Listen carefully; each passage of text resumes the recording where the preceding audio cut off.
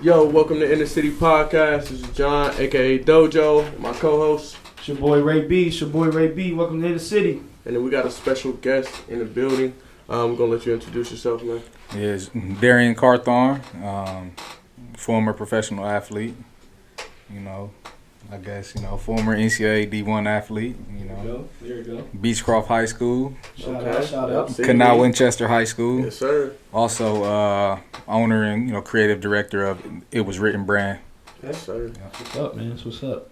John? All right. So yeah, man. Before we get this started, we do this thing that we're gonna start every episode. It's called Local Love. Hashtag Local Love. We're gonna give a shout out to somebody doing something in the city. Every episode, like I said, and first shout out is we're gonna shout out to Chris from Corrupt. Wearing his clothes right now. One of his first drops for the new year. You know what I'm saying? Rocking it. Definitely going crazy this year. I'm sure he's going to go crazy this year. But yeah, man, want to do that. And now let's get this started, man. Yeah, some shout out to him again. Some pretty dope stuff he's been doing. Make sure y'all be on the lookout. Just wanted to shed some light on that. At Corrupt Mind. Yeah, at Corrupt Minds. Make sure y'all show him some love, man. Support. It's all it's about. That local love hashtag. And keep it going. Yes, sir. All right, man. So we want to start off just where you from. Just your upbringing. Everything like that, man. Yeah, for sure. Just from here in Columbus, Ohio. Grew up all over the city. Every side of town, north side, east side, south side. West side at times. You know what I mean? Just growing up in the city, man. Close-knit family, I got a pretty big family, so, we was always doing something sports-related, you know what I'm saying? My sister's an artist, things like that, man. So, I just grew up playing ball, playing football, basketball, boxing, yes, sir. And then always been interested in, in tech and things like that. So I was just trying to find a way to combine all of the things I wanted to do in life at an early age. Yes, sir. That's what's up. Explain that you're from Columbus. Speak a little bit on the high schools you went to. You say you started at Beechcroft. Yeah. Introduce yourself. Yeah. So how did that transition go from being at inner city school, then to make your way out there? Bro, started off at Beechcroft my first 2 years of high school. I went there just because, a lot of my friends that I grew up with was going to Beechcroft. Okay. I also didn't want to go, just my mindset, I didn't want to go to the powerhouse schools at the time, Brookhaven. That's respect. Northland, Eastmore. Set your own time. Yeah, I wanted to be on my own time, build something with a group of guys that I respected. So, started off at Beechcroft, played football and basketball over there, and did my thing on both the football field and the basketball court. But I didn't feel like I was getting the love I wanted on the basketball court. Football, I didn't care about, even though I was a recruited prospect. Something to do. Yeah, but it was something to do, stay out of trouble. But basketball is what I wanted. I just wasn't getting that love, so I decided to make a power play. 15 years old, and be like, I'm leaving, and I'm about to go to the suburbs because academically I'm not getting what I want. Right. Athletically, I'm not getting what I want. You just here, kind of. Yeah, and I wanted to, and I knew this is just how my mind worked as a kid. I was like, all right, I'm at an all-black school. It's probably one white kid in my school.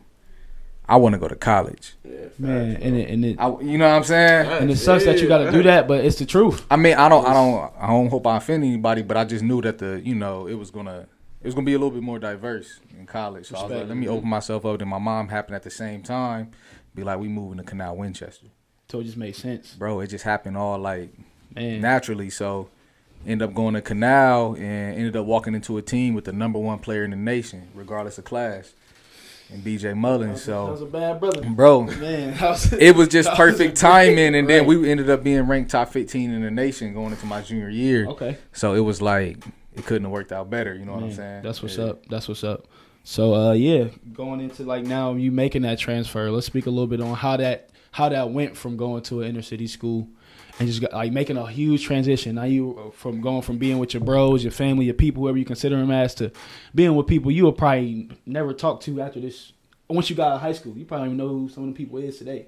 Man, what's crazy is actually, man, I got a lot of love out there. So wow, I keep up with them people, man. Them was the same people that supported my brand, same people that supported me and just my career. That's what's up. You know what I'm saying? I've gotten other people that I'm around, business, and I'm not talking like a couple $100 business. I'm talking $10,000 plus business from one individual multiple times from just relationships. And Canal was just love, man. Like, you know, one thing I noticed is like they appreciated the talent and the hard work out there. Right. You know what I'm saying? And then it also challenged me on the classroom.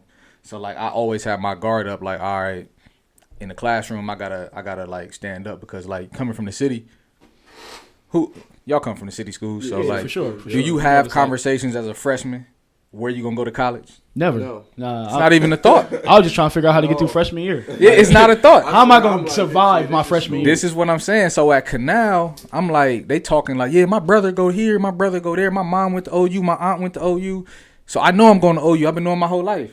And I'm like, yo, we ain't never had college conversations. I'm trying to figure out to make sure I get on the bus on time. Yeah, so like it made me look at Everybody things eats for different. Right. Straight What's for up. lunch today? Like straight up. So like just even that aspect, I was like, oh, okay, I actually gotta go to school. Right.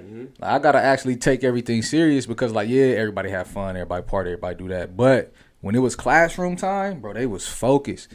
So yeah, it like made me step my game up, because at Beechcroft, you just showed up, you got an A. Type. You know what I'm saying? It sucks to say that, but being an inner city kid, It's daycare, bro. that's how it went, bro. It's daycare. That's So how it like went. at Canal, like, you know, everybody's at a minimum level is college prep classes. Okay. College prep or honors. That's just what it was. And if you ain't keep up, you was in, you know, slower place classes, which is okay. But it was just like, if you want to go to where you're gonna go, this is gonna set you up with a platform. You gotta wake up. You gotta work. Yeah. And on top of that, putting it in on the court, we got facilities now. You got multiple weight rooms. You got gyms. You got coaches that invest in the program. So it was just a little different. And it's just so open, and and that's one thing I kind of seen about like that. It was a difference. So when I was getting older with basketball, is how we would go to, like, me going to Westone, is we couldn't really get into our facility all like that. Like, coach had certain times, but literally it was like a rule in the city where, like, if me and one of the big bros want to go work out so he can show me something, I can't go. What happened? Like, I gotta wait, Yeah. or I gotta do the extra. Hey, you want to stay like an extra 30 minutes after practice? Let's get some work in. Knowing you dead tired, getting ready for a big game to oppose. All right, we got a Saturday off. I don't got nothing to do. I'm still young. Let's go get some shots. You better up. go to the YMCA. Right, gotta go to the Y. Gotta get the That was it. Gotta spend extra bread you might Gotta not go to have Westone to him. He probably could just coach, man. It's that time. Straight up, I mean, we set a schedule. Like, my coach already knew what time it was. I told him from day one. Like, I just approached it like a business at that age. Like, I had a trainer. We was like, this is what it is. This is my schedule. These is my goals. You ain't got to believe in it, but I'm going to outwork everybody, and I'm going to produce at the end of the day. So, you know, they not used to seeing that. But then when it happened, they just back up, because it's like my coach was athletic director and head coach. Man, that's funny, because I didn't never think people could do that. But that's Like, for real. That's good to know. That could be a thing. He was That's what's AD up. and head coach. So, like, who they going to call? Him? You know what I'm saying? Right. That's what I'm saying. Like, who they gonna call? So yeah, we had multiple gyms. We had a couple different gyms, and we even was able to get into the middle school gym. You know what I'm saying? Bro, it was just Like, we had the field house for the football weight room, and we had the Access. basketball weight room. Access. So it was just different, bro. Like, and That's they what's took up, care bro. of the stuff every Wednesday, like clockwork. We knew exactly what time they was gonna be buffing the floors. yep. So it wasn't all that slippery floor stuff like you get in the city. Which, like I said, I come from the city, but like it just opened my eyes up to like resources. Right. You know what I mean? What resources mean? You know what I mean? And it's like, for anybody viewing right now, it's not that he's like disrespecting. It's just us knowing how it go. It was really a grind just to be able to be the person you try to make yourself to be in the city. We talking about resources, bro. And right at the end of the Yeah, day, 'cause I bro. respect City League. You know what I'm saying? It's love, Everybody man. does. Best You know, players it's come always from the love. city. You know Facts. what I'm saying? So- I come from the city, Yeah. but resources changes things. Man. You know what I'm saying? Like, even from the like student parking lot, you pulling up in a parking lot is Ben's Beamers in the student parking lot. See, In the that's city, that's you shit catching a crazy. bus, or you Yeah, got the Bro, bucket, that's it. or you got the bucket that everybody, That your homies everybody is hopping. drive. And you might not. Everybody driving So, in. like, yeah, for me, seeing Might be that, lucky enough to get that senior it year just, though. yeah, it elevates your mind. It'd be like, I want a little bit more, Mm-hmm. and there's multiple ways to get it. Sports ain't the only way. You know what I'm saying? That's what's up. So, So yeah, man, let's touching on that top 15 transferring to a new school, joining a new team. Let's speak on that a little bit. I want to hear a little bit about that. That sounds pretty dope. man, it was a unique situation because, like, our team, everybody was transfers, bro. I'm telling you, it was a perfect storm. B.J. Mullins, who was the number one player in the nation at the time, I'm talking over Brandon Jennings, over Tyreek Evans, over Eric Gordon, over all these guys. He was just a beast, bro. something I ain't never seen before. 7'2", could do everything. But he actually had transferred in from Harvest Prep. Hey, DC, real quick. We call this lawyer hands. Oh, okay, yeah. Tap your hands because they can hear that on here. You good. That's on me. But call this lawyer hands. Lawyer hands, though. But anyway, BJ was at Harvest Prep, and he ended up transferring over to Canal the year before. Okay. Funny story, we played against Canal Winchester my sophomore year in a district championship, and we beat them by like 40. Sheesh. Real talk. We beat them. Help you build your confidence up and just get you ready for when you get back. Like, bro, I just played against one of the best players in college because he was in college at the time. Forget Conley. Gio was #1 pick. Yeah. Over Kevin Durant. Like, let's talk. You did just say, my bad. You feel me? Just say that, bro. He was, Greg was at the time was like Bill Russell. That's who they was comparing him to. And if you know basketball, bro, like Bill Russell. Come on, bro. Like, they say about them, if he wanted, them knees wouldn't have been bad. Bro, he was putting players like, they didn't have their name. Honestly, if Bill Russell played in just a later time, like in the 80s or the 90s, we would probably consider him like top 5. But he was in the 70s? Yeah, like, we don't respect the 70s, you know what I mean? Like, I'm sorry, bro. Bob Cousy nice, but the way he dribbling the ball, like, we don't respect that. Like, you tall as hell. We don't respect that, bro. Like, nah. I see that from over there. That crossover is, watch, it's about to hit the floor in about 2 seconds. We don't respect, but yeah, that's what they were saying about Greg. So, like, seeing it up close, it kind of took everybody off the pedestal of, like, what a #1 player in the nation is. Somehow he's regular like everybody else. Facts. He's just big. Facts. You know what I'm saying? And Mike was like, Mike Conley, talented as ever, but at the time, couldn't shoot at all. So it was like, what make him special? Oh, he played with Gio. So I was in the same position. I'm like, I'm with BJ. He would, you know what I mean? But we just two totally different types of players. He in his head, like, nigga, I shoot better. But Mike is like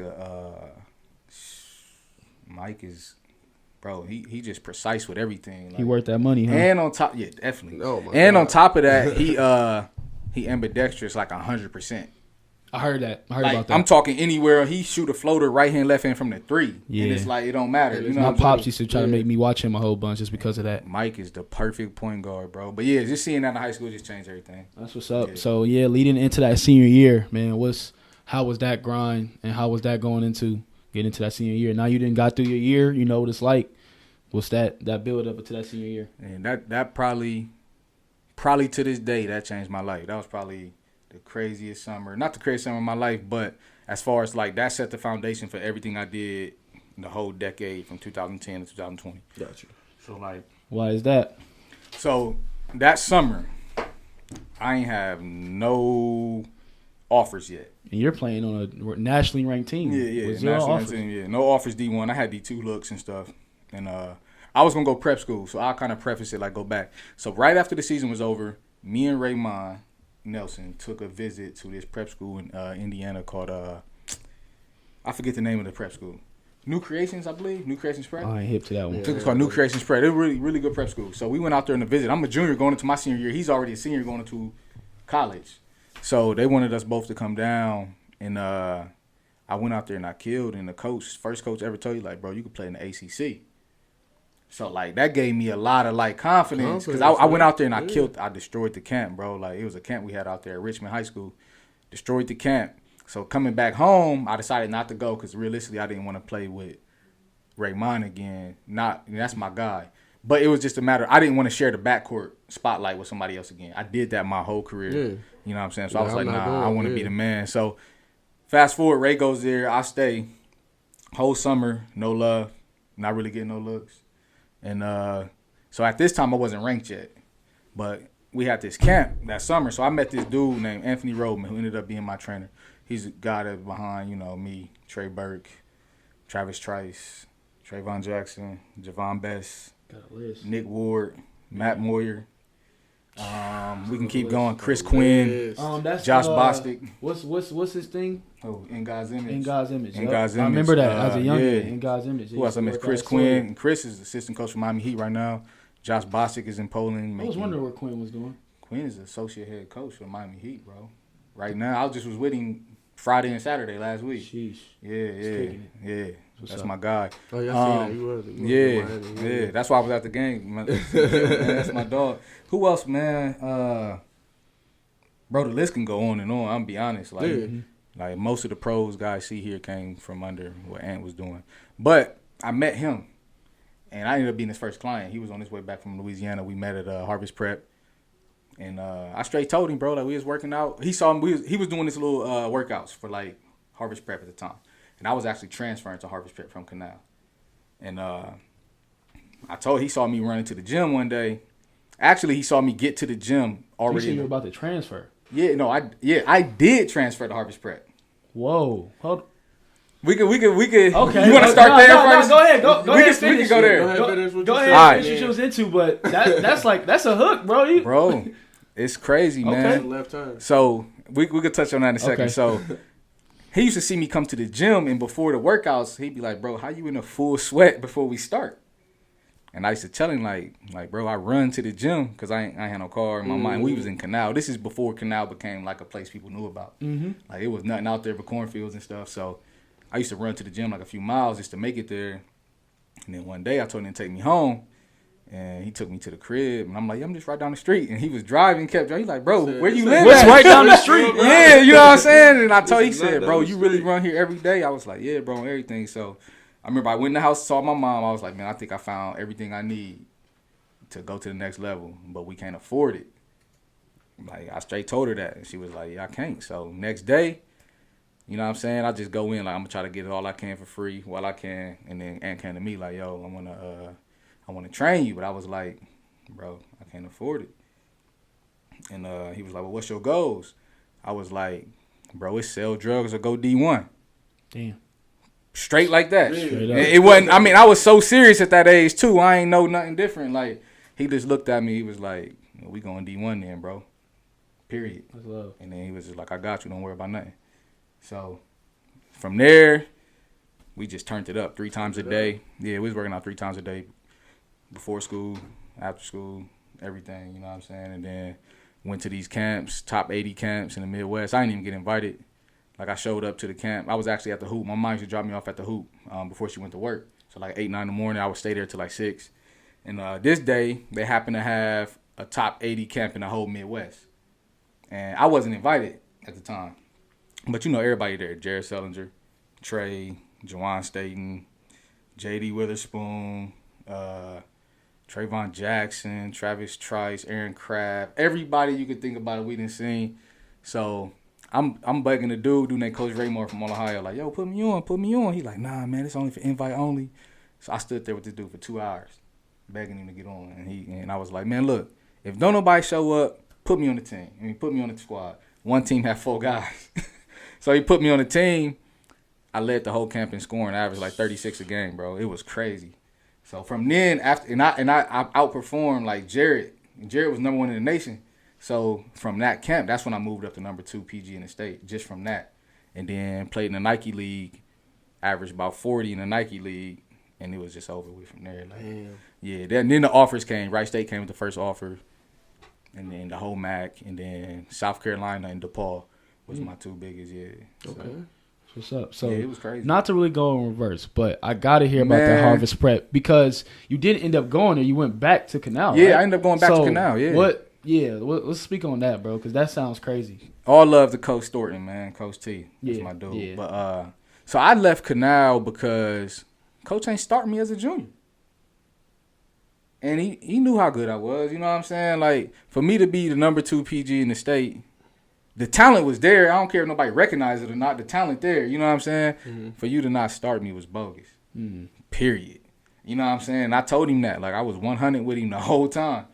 And he was acting like he wasn't changing his tune. Because, you know, like in life, when you ain't got no leverage, even if you I don't care if it's a relationship, if it's with your homies, if it's business, if somebody recognizes that and they feel like you don't have leverage, they're going to take advantage every time. Oh, of course. Period, bro. Like, it's just any aspect of life. Yeah, so at the time, I have leverage.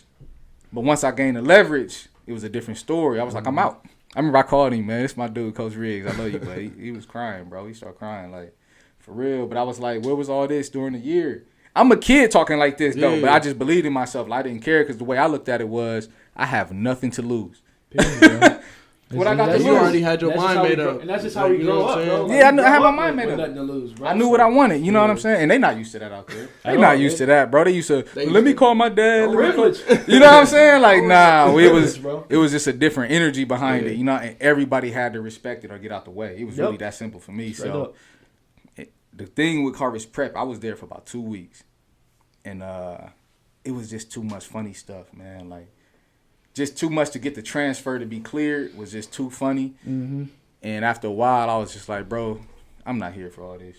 So, and then I was actually it was people in Canal, bro, like, showing up at my house. I'm talking grown men, bro, showing up at my house, knocking on the door. Yo, you got to come back. All this crazy stuff, bro. Like, some stuff I ain't going to say, but, like, it happened. You know what I'm saying? So, I just sat down and talked about it with my mom, and we ended up going back. And then, before you know it, I signed D1 before we even started practice. You know what I'm saying? Yeah, before I started a game of varsity, I was signed D1. Damn. As it going into my senior year, yeah. And then it was off to Wright State, right? It was Wright State, bro. Okay. It was Wright State, yeah. How was that experience? Just college in general. How Right, was it's college in general. And Oh. if you can keep this question in there, could you felt you could have played bigger? Definitely. We could say, we're going to speak on that first, then we're going to touch on Wright State. Gotcha. I mean, when you're a Division I player, you can play almost anywhere. Straight up, you're Division I. It gets no better. Yeah, it's all about, No matter where you go. realistically, to go big time, it's all about at what age did you develop. Okay. So if you're a guy like that developed that as a freshman, Mm-hmm. and you doing your thing as a freshman, sophomore, it just gives you that much more time to get looked at. Mm-hmm. But if you're a guy that don't develop until your senior year, I mean, it's not a big window. Right. Yeah, Your senior year, signing day, the first signing day your senior year is in October. You ain't started the season yet. The last signing day is in April. It's right after the season. So you telling me you got December, January, February, maybe March if your team good. So it's like, it's all about how early you develop. So if you develop as a freshman, that gives you 4 years as opposed to 4 months. Right. Hell yeah. It's just simple math, and they have a quota to hit. They got a certain amount of scholarships, and most of the time they've already offered them scholarships by the time your junior year come around. Mm-hmm. So the only ones that got scholarships left are the mid-majors, because what mid-majors are trying to do is there's 3 options for a mid-major program. They're trying to get a Division I transfer from a high major school that's not getting no playing time. Which usually happens. Because it could have been a guy that was top 10 in the country or top 10 in the state Yeah, that he would have went never there. looked at you. He go there, not play. Now he going to transfer down. Yep. You're going to get a high school stud who just like, he probably shouldn't be at your school, but he was under-recruited. Or you're going to get a JUCO kid. Don't nobody want to recruit a high school kid that ain't ready. Nobody. At all. Except the D2, because the D2 got time. Yeah, you can develop them. D1 don't got time, bro. For sure. Because the coaching staff is on pressure. Like, if they have one losing season, they could lose their job. So, D2, they're not doing all that. Yeah. You know what I mean? So, They kind of got their foundation. but yeah, so for me, the biggest one I had was South Carolina. Okay. Which is big. You know what I'm saying? South Carolina is SEC? That's SEC, yeah.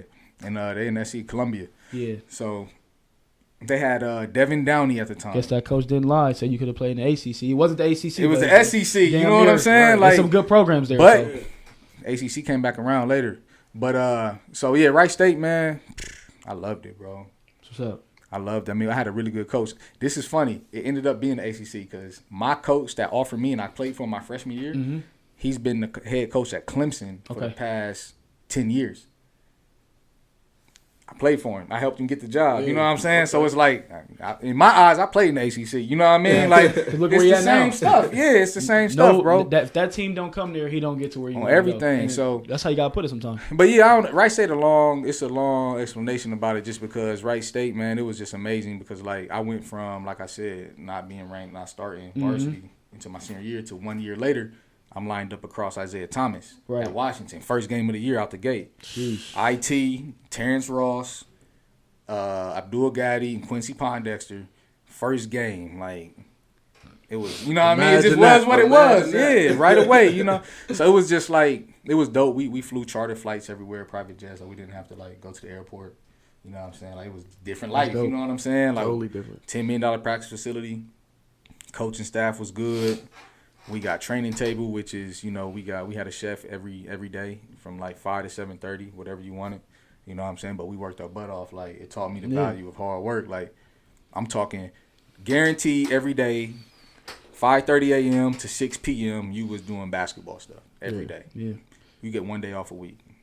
And you better be working hard. It's a grind. Question I wanted to throw in there also, Dojo had kind of brought it up, but I don't know if you really heard it. Speak to the people that may be viewing, the young guys that want to get to this point and have this career, that about actual college, not hoop. How was that? Bro. Like, because a lot of kids just get caught up in, I want to go D1 so I can hoop. And then, no disrespect to nobody, but guys fall off and come home, and you ask them, oh, what was going on? Oh, the coach went this, the coach went. It probably was your grades. You just don't want to speak on it. Yeah, like it takes more than. You know what I'm saying? It's more than just putting shots up, bro, and putting that motherfucker in the basket. It's more than that. It's more to it. Right. That's just like life. It's always more to it. Yeah. So it's like for those guys that need to hear that need to see that. How was that part of going through college just by itself?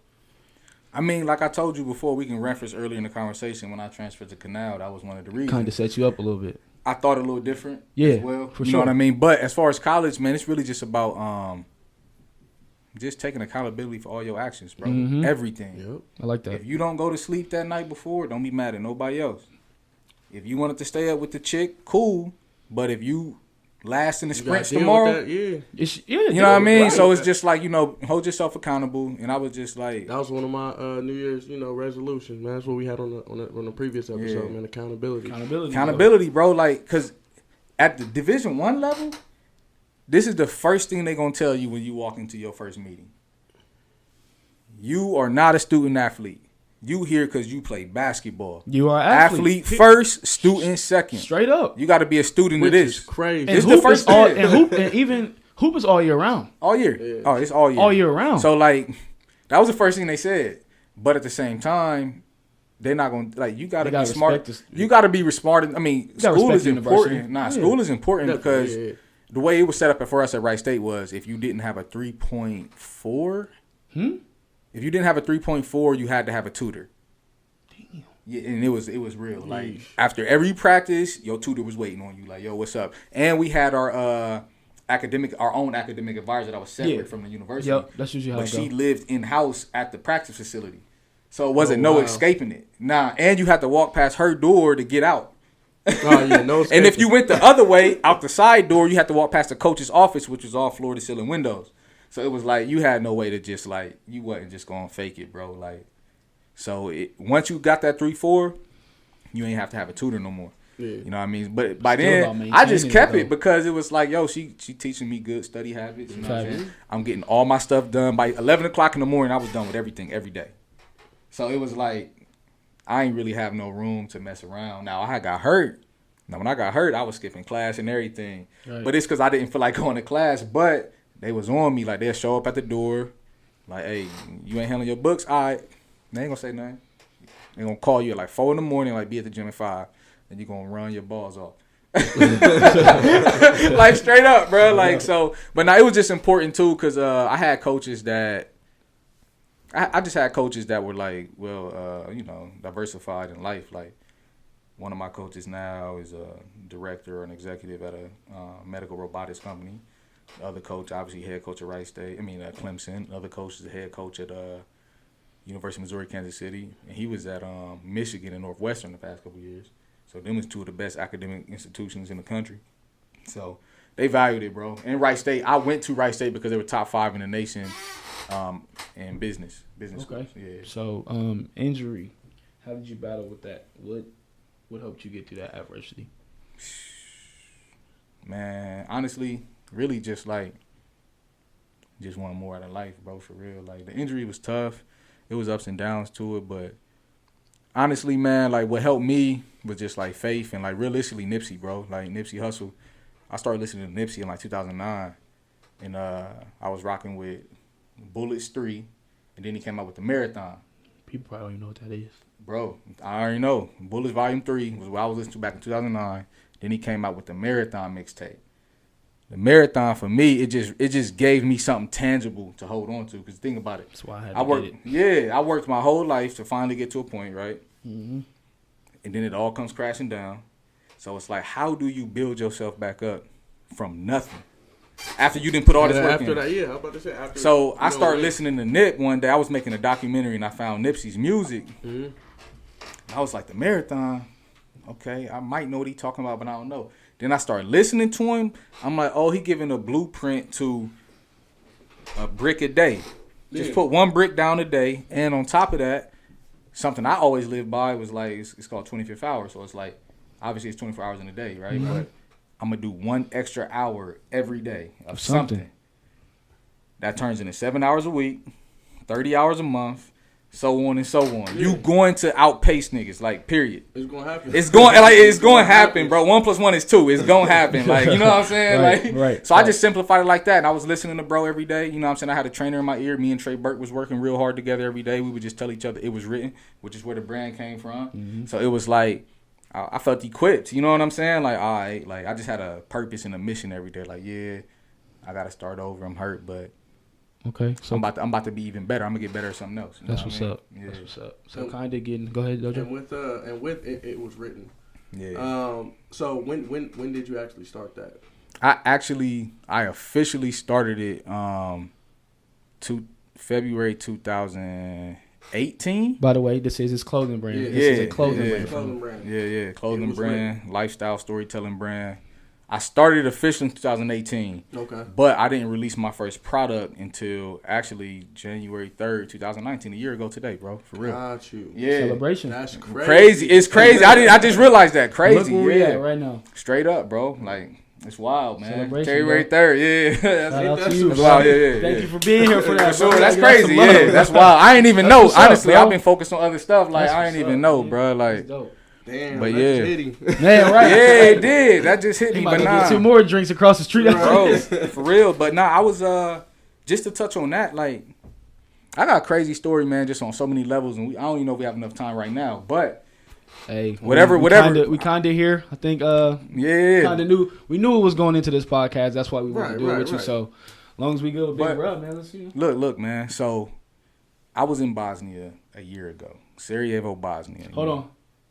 Let's go back to how you get to that point, because from college after the injury, because we had this college injury, right. So after college, remember us talking, you went and became a pro.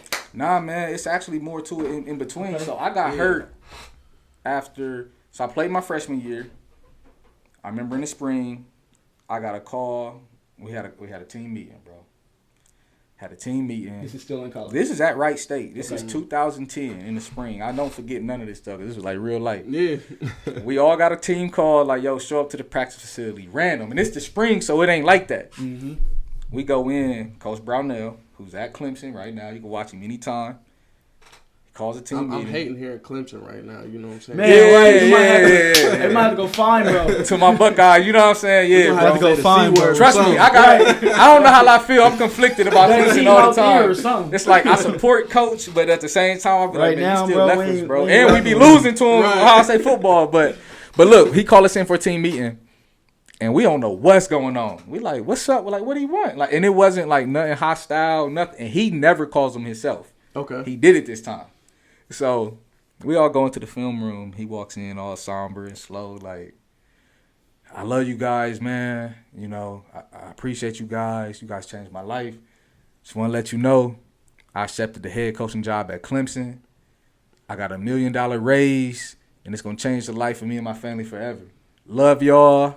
Hit me up if you need something. I'm up out of here. And chuck the deuce. Like, we was sitting, for real, we was sitting there like, bro, what? You know what I'm saying? Like, man, fuck this. What just happened? You know what I'm saying? So then the assistant coach come in like, yo, I'm going to be the head coach, talking all that. So then we all go to the lounge right next, there's players now right next to the film room.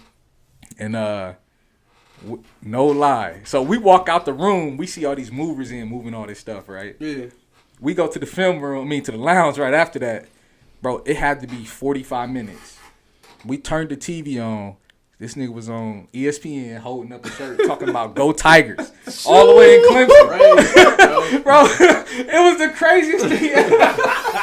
Bro, it was so wild. Like, we like, bro just hopped on a private jet. Like, what, he just bounced up out of there. Like that. I probably talked to him once since then.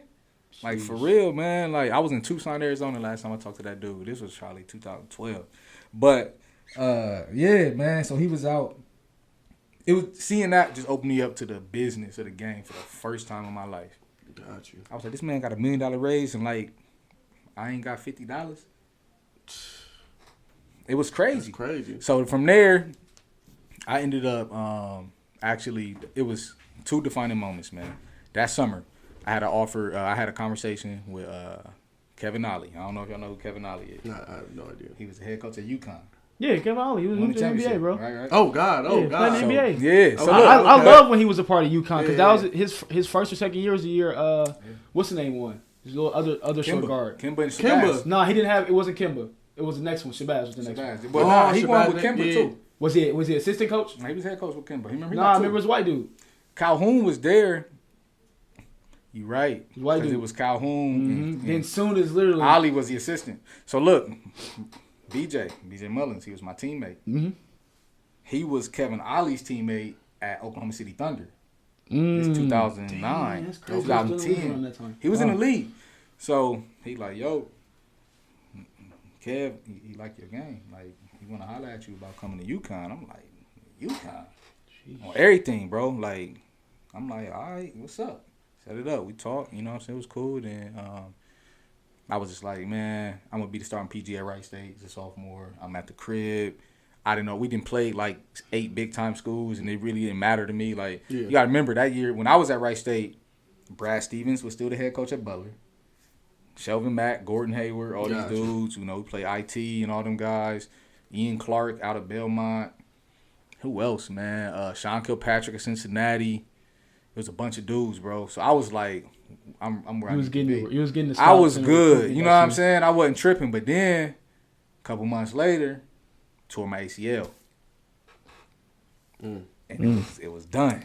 You know what I'm saying? To a hooper, that's the number one. That's killer right there. That's like life ending, bro. Like, in a way, like you still can to a player. That you like. I was 19. I was 19, bro. Yeah, it's like career like, ending, man, it's bro. over with. Yeah, as a 19-year-old, you're not really equipped to deal with that by yourself at school. Yeah. And on top of that, what they don't tell you, so you're not allowed to get released for basketball reasons. Okay. Yeah, and I heard it's only certain schools, right?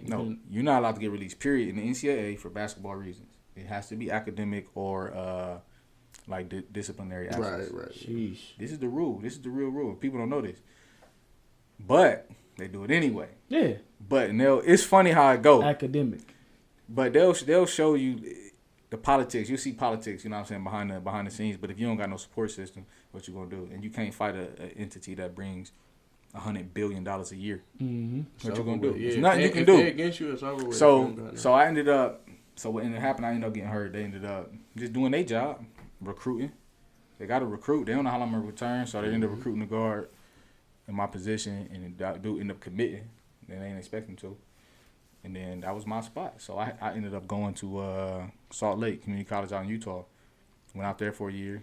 I could have went to another D1, but I would have had to sit out another year on top of the medical year. Nice. There's no way I was sitting out 2 years in a row. So I went there, and then ended up finishing at Missouri St. Louis. You know, so What division was that? that was Division II school. Okay. Yeah, I was done with the politics, man. Yeah. It came down to You just trying to hoop. it came down to them, UNLV, Southern Utah, Iona, and Canisius. Damn, UNLV. You didn't take UNLV? Yeah, UNLV recruited me tough. UNLV was definitely gonna be the one I was gonna take, but when you get to a certain level, you got to deal with All-Americans. So it was like they was waiting on a McDonald All-American. Okay. And he was waiting forever to make his decision. So I ain't got all day long to wait. You know what I mean? Mm-hmm. Basketball season will be here before you know it. Mm-hmm. Bro. They're going to be like, okay, hold on. It's hold on, June. I can't be waiting for this dude to make a decision. Exactly. And then he ain't end up going there anyway.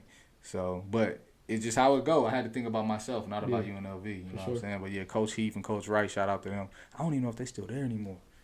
Crazy thing. But yeah, it was serious, man. Like, just a different journey. So then from there, like I said, St. Louis, was out there for 2 years, did my thing, was all conference, and, you know, next step after that. And the next step was being a pro, right? Being a pro, dog, like, reach that dream, you know what I'm saying? Like, What's up? What's up with being a pro, bro? Is it what everybody dreams of? in what way? In what way? Like, far as I made it happen. Because, after college, whoever hoops, everybody think they can go pro after they get done hooping. No matter what level you went to, everybody just assume I'm going to go overseas. Yep. So to be that's always the first step. To be one of the people, because it's not many, to make it when you made it and when you got over there, was you like, can't nobody tell me nothing. I made it. Man, I don't know, bro. That's why I asked that question. That's why I asked it, because everybody gets in that limelight and be like, yeah, I'm a pro now. You can't tell me nothing. But won't nobody ever tell you what they went through when they got there? How fun was it? Or if you home in a month, damn, bro, why you back home? I'm about to tell you something that makes that question hard. Why you back home, bro? I just seen you in wherever the fuck you was. Now you back here at the rec with me. Yeah. What happened? I'm going to present something to you. For you, it would feel like that. It would be like, damn, I'm a pro. I made it, huh? Yeah, for sure. That's because you never knew you was going to make it. Straight up. Every pro knew there was going to be a pro. That's why there was a pro. That's think about, this is just life. That's respect, bro. 8 out of 10 people scared, bro. So the ones that ain't scared make stuff happen. That's perspective, bro. That's just real. 8 out of 10 scared. That's just, they scared. So I was never scared to do what I had to do, say what I had to say, put the work in, and believe that it was gonna pay off. So when the time came, I was like, man, it would be times where I'd be in other countries, like, dog, I'm in Finland, I'm in Dubai, I'm in Abu Dhabi. Be walking around the city looking like, bro, I'm from Don Light Avenue, South Mott. You know what I'm saying? Right. And then I'm over here overseas in another country, bro. Those times it would be crazy. Sometimes before certain games, I remember my second game of the year, my second game as a pro overseas. We did the lights off introduction. I felt it. I had 46 that game. Jeez. But I felt it though. I was like, bro, I'm a pro. You know what I'm saying? Outside of that though, it just become everyday life. It feel like college. You wake up to the grind, you go to work, handle your business. You know what I'm saying? But what else? I had a moment when I went to mini camp. I was in mini camp with the Sacramento Kings for Summer League. I was out there for a couple weeks in 2015. Okay. That was cool. It's just basketball though. End of the day, it's Rudy Gay, Rondo. Who else was in there? Ryan Hollins, who now works for ESPN. Ben McLemore. Nick Stauskas was in there. David Stockton. Who else am I missing? Them crazy names. Eric Moreland. Wow. Yeah, man. You get and then Ray McCollum, but me and Ray McCollum played against each other in college. We was in the Horizon League together. But being in there, it was just you see guys' weaknesses, so you don't look at it the same. Facts. You know what I'm saying? But it was being a pro was dope, man. Yeah. But hold on. Cause that was a stay woke moment. Going back to that, you saying you didn't think you was gonna make it. Just touch on what people don't see within being a pro of the bad side. Because, remember that day we was having a conversation. We got deeply into that, bro. I feel like right now, I remember. I'm sorry, bro. This is the time where people that make it and feel like overseas is the lavish life, they got to know that it's something else to it. And I'm not saying everybody got to be out there telling their stories. Always got to be the one to be like, well, this is what. But if you're not afraid to speak on it, what's some stuff that we don't hear about? Bro, I mean, countless. We talking. What's the real behind all this, man? Because just the NBA ain't always what people make it to be. Even in the league, but overseas, not getting paid certain things. Not getting paid. Yeah, for real. I got a team right now that owe me $55,000. They owe you how much? $55,000. Right now. $55,000. For real. This is real life, Life-changing money is owed to you, bro. And life-changing money. I ain't the only one. I believe it. Right. You know what I'm saying? My coach, who I played for at OCU, he said it's anywhere from 20 to 30 just lingering around between teams. That was owed to him. That's wild. Yeah, man. I got a boy. The team owe him 160.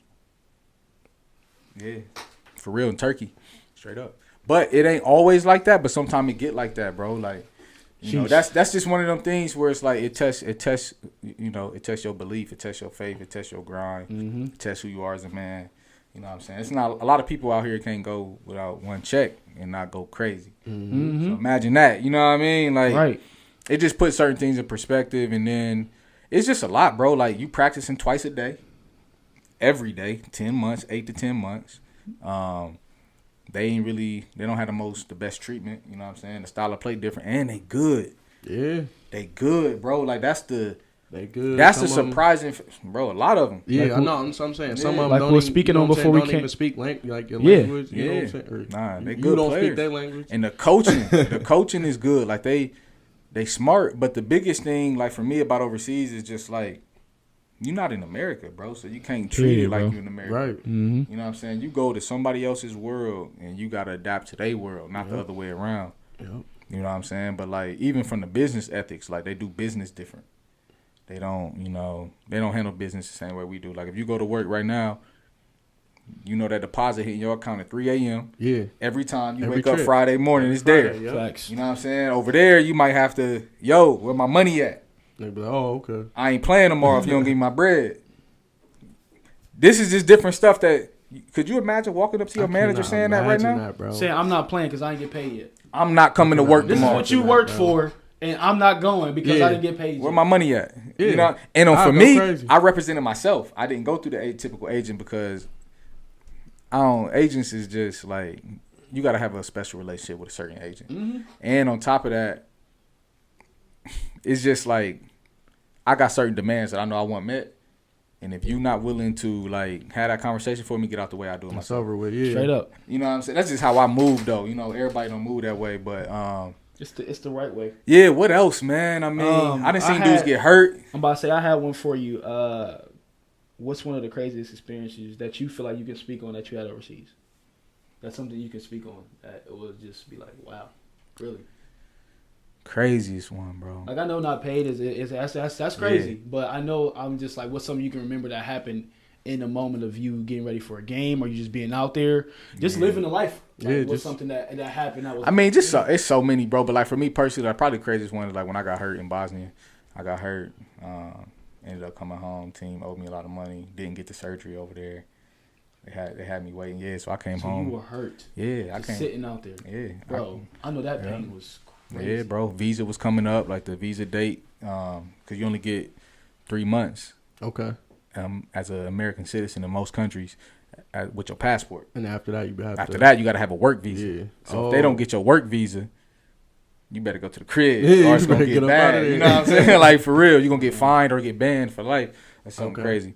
But like stuff like that, just and having to figure it out, bro. Like I done had times, man, where I had to really run up on like coaches, like, bro, what's up? Give me the ball. I'm stopping practice. Like, you know what I mean? Like, we're gonna have a conversation. You know what I mean? Damn.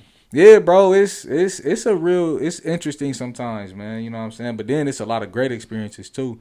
But you talking about the extreme, like crazy stuff? Yeah, you see that, bro.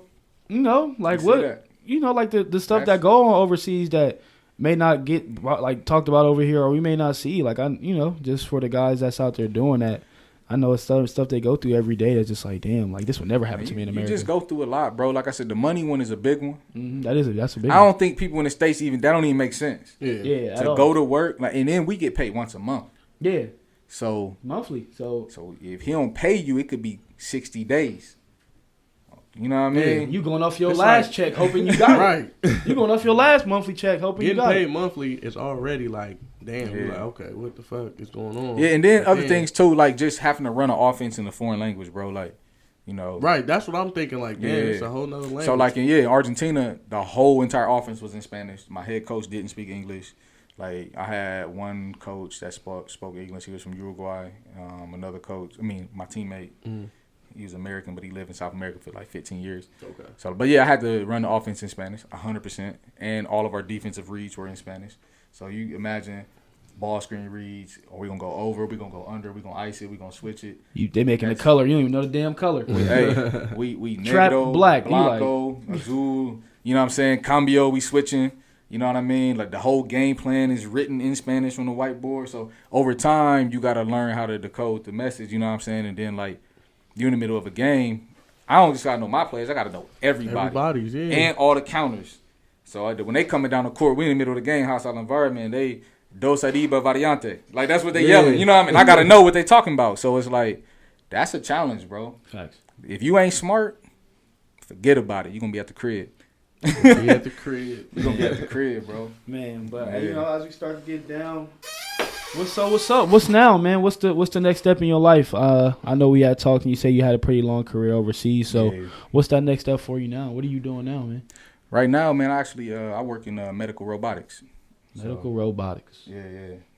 Something new. Yeah, I work with a company called Intuitive Surgical. So what do you do in the medical robotic field for people that don't know, like myself? Clinical and technical expert on the Da Vinci surgical system. Okay. So it's a robot that does minimally invasive surgery. So what it does is basically enhances the capabilities of what a surgeon can do. So like for my role, I'll like train a surgeon on how to do what he already knows how to do on our system. Okay. So like I'm talking hernia repairs, prostatectomies, and that's different things, bro. There's different That's what's different up. anything dealing with the belly, man. Crazy. Belly and the chest, you know what I'm saying? Yeah. So Now, would you now knowing both sides of the game, because I'm pretty sure you had to learn about how regular surgeons do it, which way you think is better? I mean, it's not really for me to say what's better, but minimally invasive is definitely better. It's the way of the future. You know what I'm saying? Because Way of the future. for people that don't, y'all don't know if y'all know how much y'all know about surgery, but like there's open surgery, where you open the body all up, in it, literally in the body. Then there's you're laparoscopic saying- surgery, where you would take like a couple tools and you reading the screen.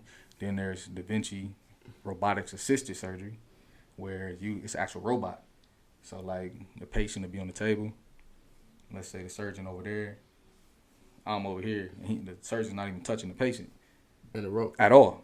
So the robot is in there. He's in a surgeon console like a video game. So when you're almost. saying minimally invasive, it's, it's 4 holes. So keeping it, instead of opening the body up, it's 4 holes. It'd be like 1, 2, 3, 4. Let's say if they're trying to do something down here in the pelvic region.